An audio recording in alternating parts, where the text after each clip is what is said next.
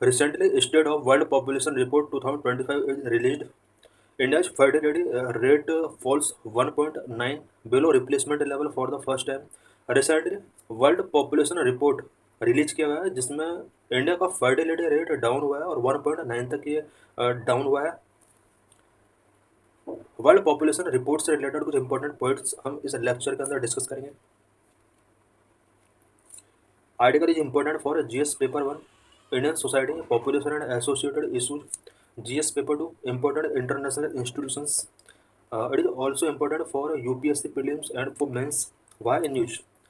Recently, the United Nations Population Fund (UNFPA) has released the State of World Population Report 2025, which states that India's population has hit 146.39 crore. Recently, United Nations population fund ने state of world population report 2025 release किया है जो ये show करता है कि India की population 146.39 crore तक पहुंच चुकी है। The state of world population is published annually which covers and analyses developments and trends in world population and demographics. State of world population annually publish किया जाता है जो कि वर्ल्ड पॉपुलेशन एंड डेमोग्राफिक्स का ट्रेंड एंड उसके development को analyse करता है। Report shedding are light on specific regions, countries and population groups and unique challenges they face.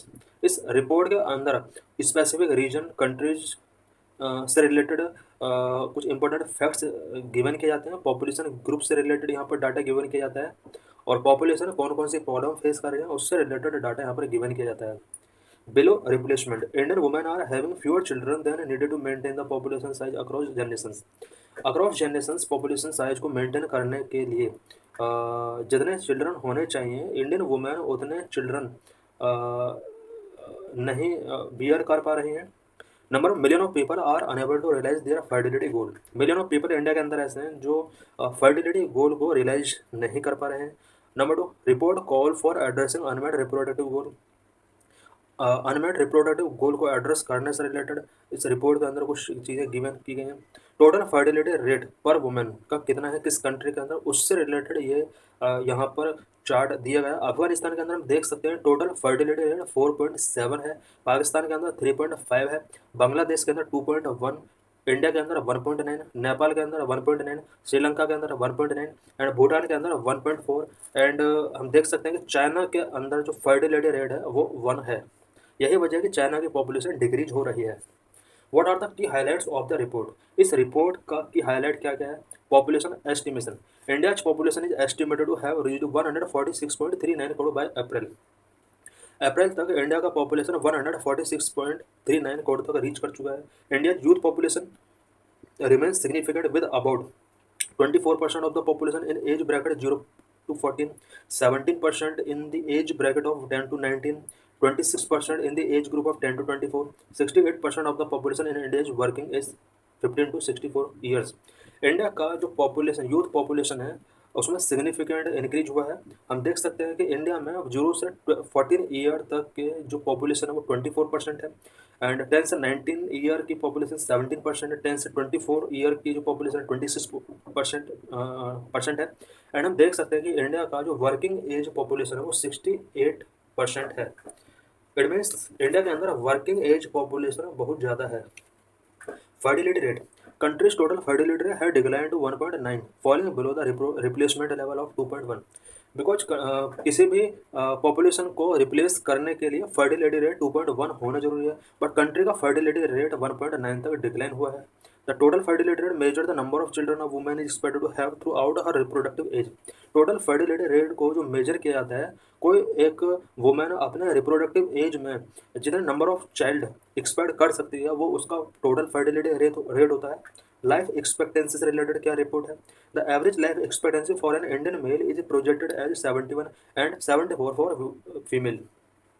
Life expectancy की अगर बात की जाए तो एवरेज लाइफ एक्सपेक्टेंसी इंडिया में मेल के लिए 71 है जबकि फीमेल के लिए 74 है। Elderly population 65 and older currently stand at 7%, that is expected to rise in the coming decades as life expectancy improve. India के अंदर एल्डरली पॉपुलेशन की अगर बात की जाए, एल्डरली पॉपुलेशन वो पॉपुलेशन है जिनका एज 60 ईयर्स से अबव है। करंटली 7% लोग इंडिया के अंदर ऐसे हैं जो 65 ईयर से ज़्यादा हैं, और इनका जो नंबर है वो राइज हो सकता है बिकॉज लाइफ एक्सपेक्टेंसी इंप्रूव हो रहे हैं इंडिया के अंदर। Slowing population. The population is expected to grow to 170 crore before starting to dip in about 40 years.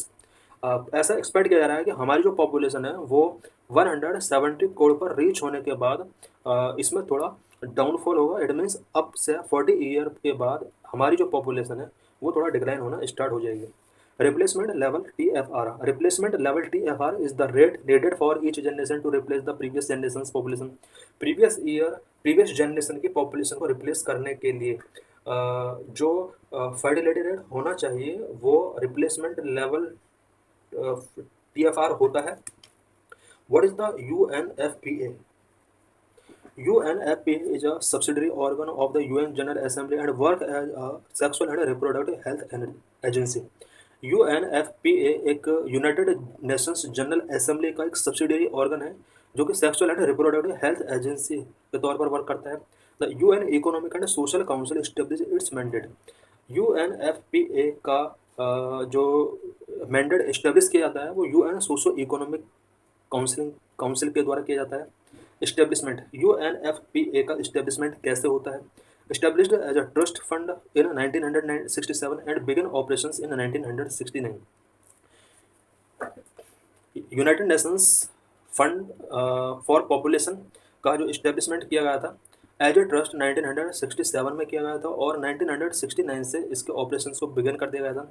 In 1987 it was officially renamed the United Nations population fund. 1987 में इसको officially United Nations population fund के तौर पर rename किया गया। Original abbreviation जो इसका था वो यूएनएफपीए था। It means United Nations fund for population activities. इस ओरिजिनल एब्रीविएशन को रिटेन करके रखा गया। Objective, UNFPA work directly to tackle sustainable development goals on health SDG 3, education SDG 4 and gender equality SDG 5। UNFPA directly sustainable development goal को tackle करने के लिए work करता है। Specially 3 sustainable development goal health SDG 3, education SDG 4, gender equality SDG 5, इन सभी को tackle करने के लिए ये वर्क करता है fund. UNFPA is not supported by UN budget. UNFPA को यूएन बजट के द्वारा सपोर्ट नहीं किया जाता है। Entirely supported by voluntary contributions of donor governments, inter governmental organisations, the private sector foundations and individuals. UNFPA को जो बजट प्रोवाइड कराया जाता है वो यूएन बजट के थ्रू इसको सपोर्ट नहीं किया जाता है, बल्कि वॉलंटरी कंट्रीब्यूशंस किए जाते हैं डोनर गवर्नमेंट के द्वारा, इंटर गवर्नमेंटल ऑर्गेनाइजेशंस के द्वारा इसको डोनेट किए जाते हैं, प्राइवेट सेक्टर इसको डोनेट करता है। This is PYQ related to this article. Question number 1. In the context of any country, which one of the following would be considered as part of its social capital? Social capital के तौर पर इनमें से क्या important है? Answer is D, the level of mutual trust and harmony in the society. Society के अंदर mutual trust and harmony है तो ये एक सोसाइटल कैपिटल का एक पार्ट हो सकता है। Question number 2, India is regarded as a country with demographic dividend. This is due to, India को डेमोग्राफिक डिविडेंड कंट्री के तौर पर रिगार्ड किया जाता है। ऐसा क्यों होता है? 2011 में क्वेश्चन पूछा गया था। The correct answer is B, it's high population in the age group of 15 to 64, because India के अंदर 15 to 64 ईयर एज के जो पॉपुलेशन है वो हाई पॉपुलेशन है। These are mains related question. Question number 1. Discuss the main objective of population education and point out the measures to achieve them in India in detail. 2021 में question पूछा गया था। Question number 2, empowering women is the key to control the population growth. Discuss 2019 में question पूछा गया था। Question number 3, critically examine whether growing population is the cause of poverty or poverty is the main cause of population increase in India. 2015 में question पूछा गया था।